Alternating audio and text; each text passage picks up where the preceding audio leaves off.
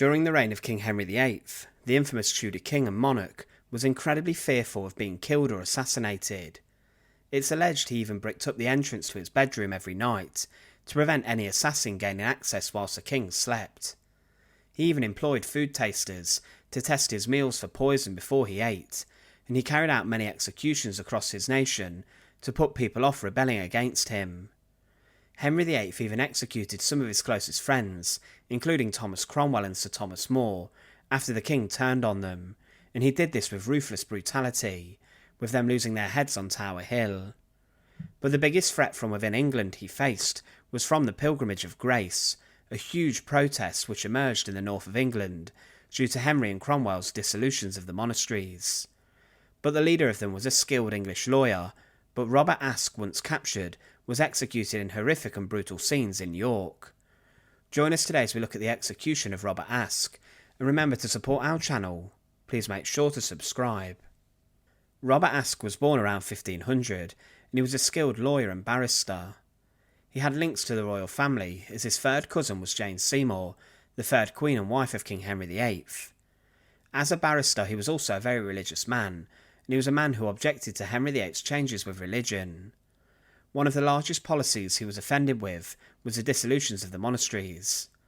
As Henry VIII split from Rome and the Pope to push through a divorce and annulment with his first wife Catherine of Aragon, he declared himself the supreme head of the Church of England.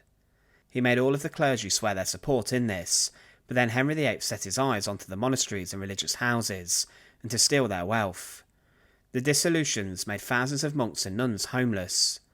Some were given measly pensions, but as inflation occurred, many struggled to make ends meet, and a number were very vocal in their opposition. Henry VIII shut down the abbeys, monasteries, priories and nunneries, and absorbed their wealth, riches and land, and benefited greatly from them financially. Thomas Cromwell, who was a spearhead behind this brutal policy, was seen as a figure of hatred, and many across England were executed for their religious beliefs and lack of support for the king's changes. Abbots who had lived a very peaceful life were being hanged, drawn and quartered, and this was hugely shocking. There were many other rebellions and protests in England at the time, but Henry VIII managed to put down many of these. For example, the Lincolnshire Rebellion was put down with a number of bloody executions, but it's believed the Lincolnshire Rising helped to inspire the Pilgrimage of Grace. The Pilgrimage of Grace was a huge rebellion against the policies of Henry VIII and Cromwell, and it broke out on the 13th of October 1536. Robert Aske then became the leader of the rebels, but they were angry for a number of reasons. Politically, many people were angry with the way Henry VIII left his wife Catherine of Aragon, and virtually held her under house arrest. Anne Boleyn, his second wife, was very unpopular, and as a rumoured Protestant, she was seen as a threat to religion in the country. Her charges of adultery and treason, which resulted in her execution, led many to question the king, and it damaged his reputation. Also, people were suffering in England at the time from high food prices, caused by a poor harvest. By shutting down the monasteries, this took further shelter and food away from the people of England, as the religious houses provided help for many people. Henry VIII also raised many taxes, and this made people in England suffer more and more. With regards to the church, this was a centre of life in England for centuries, and many were worried that their religion would be changed too much, and there were rumours that the king would impose ridiculous taxes on the church which people feared. So Robert Aske was chosen to lead the people who rose up, and he was seen as a well thought of representative who could articulate the demands of the protesters well. In 1536 he led 9,000 followers who had sworn an oath into the city of York. The protesters entered the city's gates and then occupied it.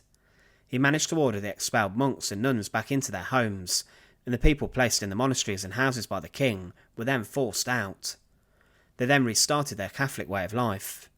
However, the king learned of this and was furious, and as time went on, the number of protesters went up to around 40,000, with these people protesting in Yorkshire.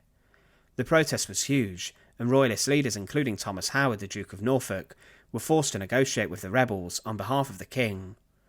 There was a real threat that they could march to London and overthrow Henry VIII. In early December 1536, the rebels gathered at Pontefract Castle to consider a petition to be passed to the king with their demands. They gave it to the Duke of Norfolk to give to the king, and Howard then promised a pardon and a parliament to be held at York to discuss the abbeys and the monasteries. With this, Aske then dismissed his followers as he believed he had got what he wanted. But Howard did not have the power to do this. A new uprising not authorised by Aske took place in 1537, named Bigot's Rebellion, because they knew the promises would not be kept. This rebellion failed, and Henry VIII then arrested the leaders, including Robert Aske. He was convicted of treason and was then to be executed.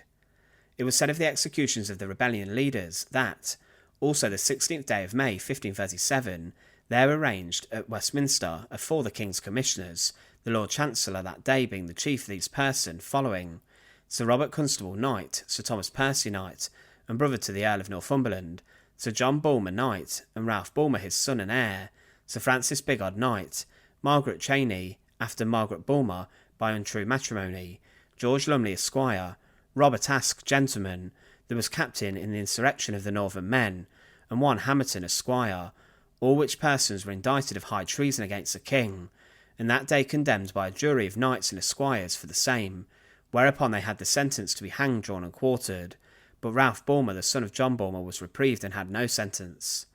And on the 25th day of May, being the Friday in Whitsun week, Sir John Bulmer, Sir Stephen Hamerton, knights, were hanged and headed. Nicholas Tempest, Esquire, Dr. Cockerell, priest, Abbot Quondam of Fountains, and Dr. Pickering, friar, were drawn from the Tower of London to Tyburn, and then hanged, bowed, and quartered, and their heads set on London Bridge, and divers gates in London. Robert Aske had been seized and was taken to the Tower of London before he was convicted of high treason in Westminster. Henry VIII wanted to send a clear message to the people of York, in particular where the rebellion began, and because of this he arranged for Robert Aske to be taken to York.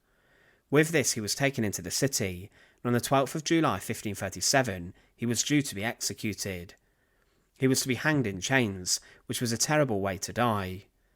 Many who were executed in this way were hanged alive in chains, taking several days to die, slowly being suffocated to death. Their remains would then be picked at by the birds for months, and no accounts of his death do occur, but there is a telling in a fictional novel that gives a good account of what it was really like. It was said that, then Aske met the full assault of darkness without reprieve, of hope for light, for God ultimately vanquished was no God at all.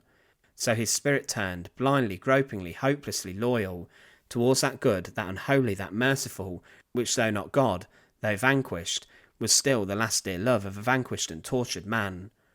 By this time that he dangled from the top of the keep at York, moving only as the wind swung it, knew neither day nor light, nor that it had been Robert Aske, nor even that it had been a man.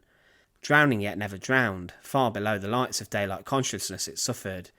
There was darkness and noise intolerably vast or enduringly near, drilling inward as the screw bites and turns, and the screw was pain.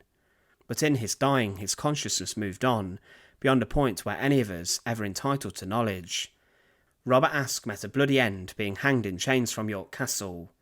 He was a man who caused great panic for Henry VIII, and he served as a real threat to his reign, as the support he gathered could possibly have defeated the royalist forces. Thanks for watching. To support our channel, please make sure to subscribe, and once again, thank you so much for watching.